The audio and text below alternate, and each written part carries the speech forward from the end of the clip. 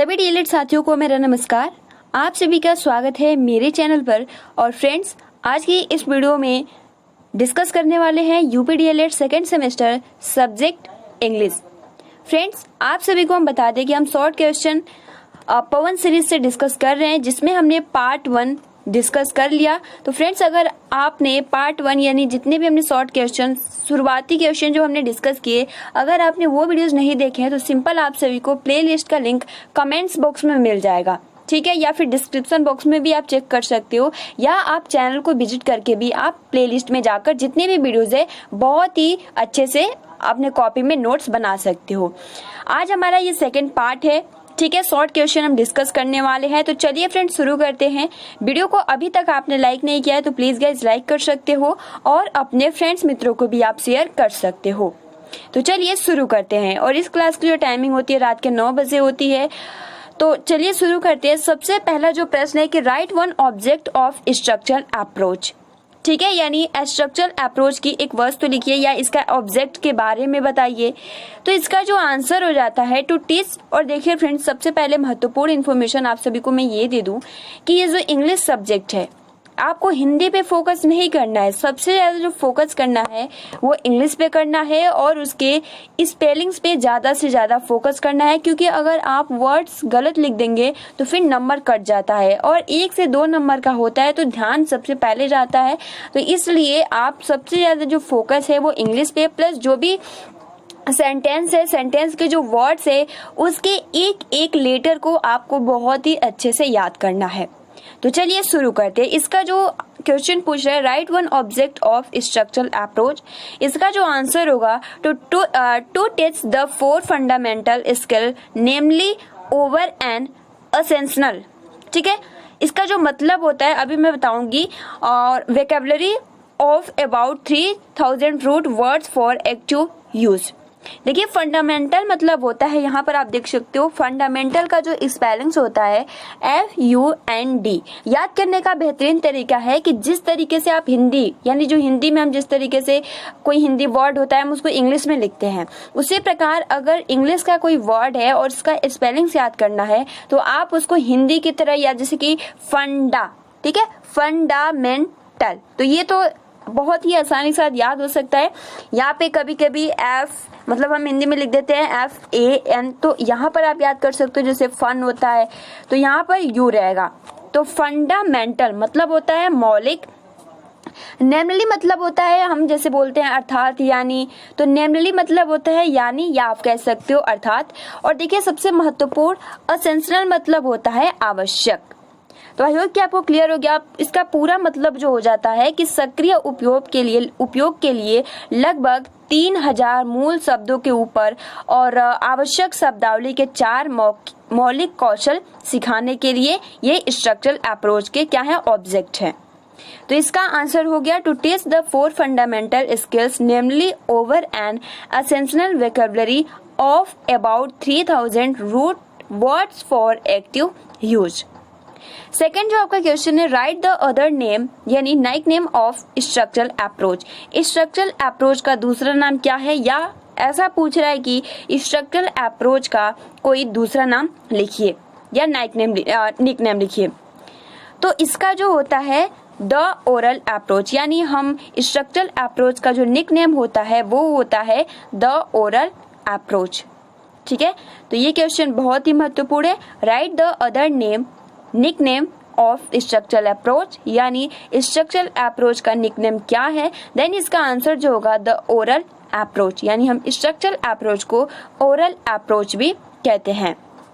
अगला जो प्रश्न है कि write few words on audiolingual method, यानी यहाँ पर जो पूछा है कि जो आपका ऑडियो, ठीक है, ऑडियोलिंगल मेथड है, इसके कुछ शब्दों में इसके बारे में बताइए। देन इसका आंसर जो होगा in the audiolingual method language forms do not occur, ठीक है। इसको हम, अगर आपको स्पेलिंग से याद करना है तो आप इस तरीके से भी याद कर सकते हो, ऑकर, लेकिन इसको हम जब बोलते हैं तो इसको हम बोलते हैं अकर, यानी occur by themselves, the occur most naturally within a context. The audiolingual method was developed in the United States States during World War second. यानी इसका जो मतलब होगा, सबसे पहले तो कह रहा है कि आडियो भाषिक विधि पर कुछ लिखिए, कुछ शब्द लिखिए। देन इसका आंसर होगा कि इंग्लिश पे ज्यादा फोकस करना है। In the audiolingual methods language forms do not occur by themselves. यानी इसका जो मतलब होता है कि ऑडियो भाषिक विधि, यानी ऑडियोलिंगल हिंदी उसका होता है, ऑडियो भाषिक विधि में भाषा के रूप स्वयं से उत्पन्न नहीं होते हैं। In the audiolingual method language forms do not occur by themselves. यानी जो आपका ऑडियो भाषिक विधि होता है, भाषा जो होता है वो स्वयं से उत्पन्न नहीं होता है। फिर नेक्स्ट जो स्टेप कह रहा है कि the occur most naturally within a context. यानी एक संदर्भ में सबसे स्वाभाविक रूप से घटित होता है।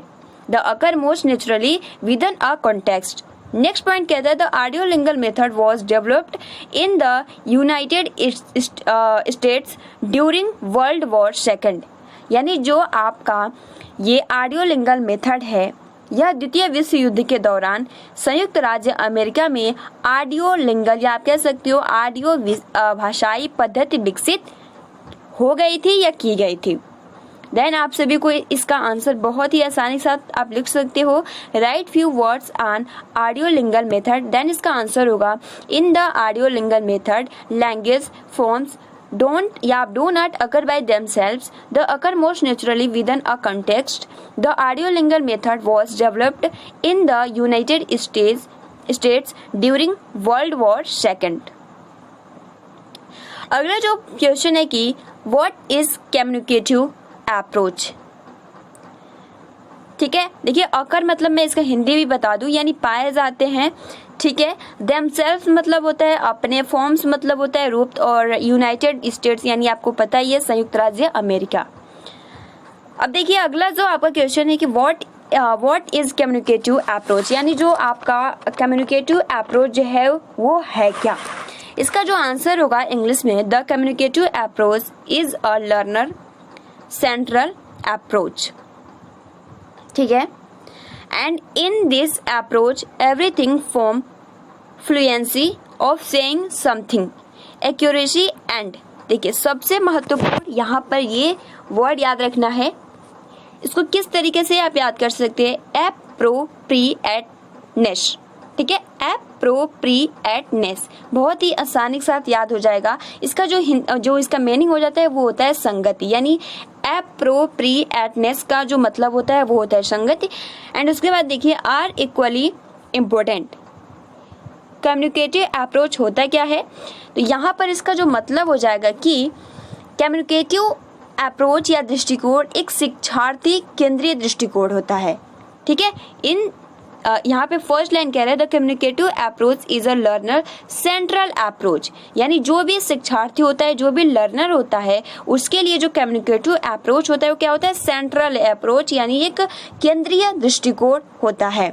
Then in this approach everything from fluency of saying something. यानी इस दृष्टिकोण में कुछ कहने की तरलता से सब कुछ, accuracy and appropriateness are equally important. यानी सटीकता और उपयुक्तता समान रूप से महत्वपूर्ण है। ठीक है, तो आप सभी को बहुत ही आसानी के साथ क्लियर हो गया होगा कि कम्युनिकेटिव अप्रोच क्या होता है। देन इसका इंग्लिश में आंसर होगा the communicative approach is a learner central approach. In this approach, everything from fluency of saying something, accuracy and appropriateness are equally important. Next प्रश्न कह रहा है कि what is prose, यानी prose क्या है। According to, यहाँ पर देखिए ये राइटर का नाम है, ठीक है, मनोवैज्ञानिक का नाम है। जो नाम है यहाँ पर वो है कॉलेरिज। ठीक है, यहाँ इसको हम पढ़ेंगे Coleridge. According to Coleridge, prose is the words in their best order. यानी कॉलेरिज के अनुसार गद्य में उनके सर्वोत्तम क्रम शब्द हैं, यानी ऑर्डर, बेस्ट ऑर्डर। तो ये किसके अनुसार है, प्रोज क्या है, तो according to Coleridge prose is the words in their best order. Next प्रश्न है कि write two aims of prose, यानी प्रोज के दो उद्देश्य लिखिए। First, to prepare them for silent reading, second, to develop their active and passive vocabularies. यानी first का जो आंसर हिंदी में होगा to prepare them for silent reading, यानी इसका जो मतलब है कि उन्हें साइलेंट पढ़ाने के लिए तैयार करना, या आप कह सकते हो उन्हें मुक्त पढ़ाने के लिए तैयार करना। To develop their active and passive vocabularies, यानी उनकी सक्रिय और निष्क्रिय शब्दावली विकसित करने के लिए प्रोज को अपनाया जाता है, या आप कह सकते हो ये इनके एम्स होते हैं, उद्देश्य होते हैं। अगला जो क्वेश्चन है कि गिव डेफिनेशन ऑफ पोएट्री, यानी जो पोएट्री है इसकी परिभाषा दीजिए। देन इसका आंसर होगा according to professor Hudson, poetry is a made out of life, belongs to life and exit for life only. बहुत ही अच्छा इन्होंने डिफिनीशन दिया है पोएट्री का, जो कि प्रोफेसर हडसन के अनुसार ये बोल रहे हैं कि poetry is made out of life, यानी इसका जो मतलब है कि कविता जीवन से बनी है, and belongs to life and exit for life only, यानी जीवन से संबंधित है और जीवन के लिए ही अस्तित्व में है। क्या?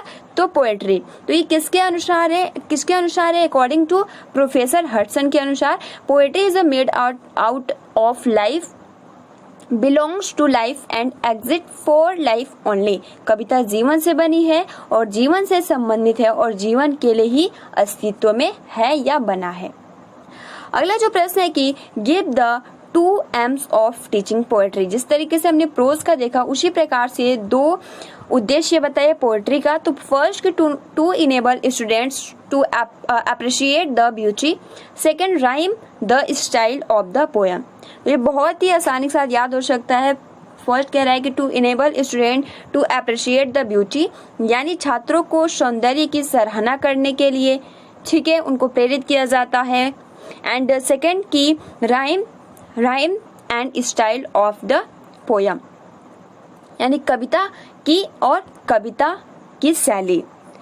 उसके बाद देखिए अगला जो प्रश्न है कि explain the aspect of poetry, यानी पोएट्री है 3 एस्पेक्ट। क्या क्या है? इमोशनल, इमेजिनेटिव, ठीक है, रिदमिक। यानी इसका जो पूरा मतलब होता है भावनात्मक, कल्पनाशील और लयबद्ध। अगला जो प्रश्न है कि व्हाट इज लैंग्वेज गेम्स, यानी लैंग्वेज गेम्स की क्या परिभाषा है। इसका जो आंसर होगा language games are an admirable way to practice language because they place language in a social context. The child is encouraged to use all the linguistic knowledge, capacity, activity. यहाँ इसका जो मतलब होता है कि भाषा का खेल, भाषा का अभ्यास करने का एक सराहनीय तरीका है, क्योंकि वे भाषा को सामाजिक संदर्भ में रखते हैं। बच्चों को इस सभी भाषाई ज्ञान, क्षमता, गतिविधि का उपयोग करने के लिए प्रोत्साहित किया जाता है। तो ये इसका डिफिनीशन हो गया हिंदी में। इंग्लिश में आप याद कर सकते हो व्हाट इज लैंग्वेज गेम्स। तो language games are an admirable way to practise language because they place language in a social context. The child is encouraged to use all the linguistic knowledge, capacity, activity. अगला जो प्रश्न है कि what is conversation, इसका जो Hindi answer होगा conversation is a dialogue between 2 persons. यानी आप कह सकते हो सिंपल बातचीत 2 व्यक्तियों के बीच में एक संवाद है, ठीक है। तो conversation is a dialogue between 2 person, क्योंकि बिना पर्सन यानी 2 पर्सन का होना बहुत ही जरूरी है, वरना जो कन्वर्जेशन है ये पॉसिबल नहीं है। अगला जो प्रश्न है कि how many vowels in A to Z, यानी जो वॉवेल्स हैं A to Z में कितने हैं। तो यहाँ पर इसका जो आंसर होगा 5। अगला जो प्रश्न है कि choose the correct word form the bracket and right in the blank, यानी यहाँ पर सही मीनिंग जो ब्रैकेट में दिया है, इसको जो खाली स्थान है इसको भरिए, यानी जो सही है। J4 क्या होता है? टाइगर होता है, या फिर कल होता है, या फिर जग होता है। तो फ्रेंड J4 जो होता है वो होता है जग। L4 क्या होता है? कैमल होता है, लायन होता है, जेब्रा होता है। तो L4 होता है यहाँ पर लायन। X4 क्या होता है? Egg, Xmas, tree, cot. तो फ्रेंड्स यहाँ पर option number C correct answer हो जाएगा एक्समास ट्री। तो यहाँ पर J for jug, L for lion और X फॉर एक्समास ट्री। अगला आपका प्रश्न है कि rearrange the jumbled by letters in the correct alphabetical order, यानी अल्फाबेट में इसको क्रमबद्ध तरीके से इसको लिखना है। फ्रेंड्स आप देख सकते हो इधर से इधर मतलब इधर से उधर करके दे दिया है, तो इसको सही तरीके से अल्फाबेट तरीके से करके लिखना है। अब इसको हम किस तरीके से सही कर सकते हैं, आइए जानने का प्रयास करते हैं। फ्रेंड्स सबसे पहले तो L रहता है, उसके बाद M, ठीक है, उसके बाद N O P। तो इस तरीके से यहाँ पर जो होगा L M N O P and उसके बाद देखिए यहाँ पर V Y W U X हो गया है। तो सबसे पहले तो U होता है, उसके बाद V होता है, फिर W होता है, फिर X, फिर Y। तो इस तरीके से आप लिख सकते हो U B W X Y। फिर थर्ड का Q R U B S। तो सबसे पहले क्या रहेगा, यहाँ पर Q रहेगा, फिर क्या रहेगा, R रहेगा, U रहेगा, V रहेगा, S रहेगा। तो इस तरीके से इसको अल्फाबेट तरीके से क्रमबद्ध तरीके से इसको रिप्लेस करना है, ठीक है। अगला जो आपका क्वेश्चन है कि how many consonants in A to Z। तो कितने हैं व्यंजन, तो 21 है। अगला जो प्रश्न है कि राइट 5 नेम्स ऑफ वेजिटेबल्स, यानी 5 सब्जियों के नाम बताइए। पोटैटो, पीट, टमाटो, जिंजर, कैरेट। फिर अगला क्वेश्चन है कि write 5 names of wild animals, elephant, fox, lion, wolf, bear, ये सभी हो जाता है। अगला जो प्रश्न है कि write 5 names of birds, parrot, pigeon, vulture, crow, crane. अगला जो प्रश्न है कि write 5 names of packed animals. तो यहाँ पर डॉग, क्रो, कैट, ऑक्स, गोट हो जाता है, बहुत इजी क्वेश्चन है। अगला जो प्रश्न है कि write 5 names of fruits, mango, Apple, papaya, grapes, banana. Next प्रश्न है कि राइट 5 नेम्स ऑफ प्लांट्स। तो आपका पाइचर प्लांट, उसके बाद कोबलाठी, सेंड्यू, ठीक है, तोलिश, एलोवेरा, ये सभी क्या है, पौधों का नाम है। अगला जो है कि write the name of days in week, Sunday, Monday, Tuesday, Wednesday, Thursday, Friday, Saturday. उसके बाद देखिए लास्ट आज का प्रश्न है कि write the 11 to 20 figures in words, यानी इसको वर्ड्स में लिखना है। तो हम 11 को यानी 11 को 11 लिखते हैं, ठीक है, 12 को 12 वर्ड्स में लिखना है, 13 को लिखना है, 14 को, 15 को, वेरी सिंपल, 16, 17, 18, 19, 20, ठीक है। तो फ्रेंड्स ये आज के जितने भी क्वेश्चन थे एग्जाम के पॉइंट ऑफ व्यू से बहुत ही महत्वपूर्ण है और आप बहुत ही आसानी के साथ याद कर सकते हो, बहुत ज़्यादा टफ नहीं है। तो फ्रेंड्स अभी तक आपने वीडियो को लाइक नहीं किया है तो वीडियो को लाइक कर सकते हो। फ्रेंड्स अगर आपने प्रीवियस वीडियोस नहीं देखा है तो सिंपल आप सभी को प्लेलिस्ट का लिंक कमेंट्स बॉक्स में मिल जाएगा, आप वहाँ से जाकर देख सकते हो। तो आज के लिए इतना ही। Thanks for watching, take care and best of luck.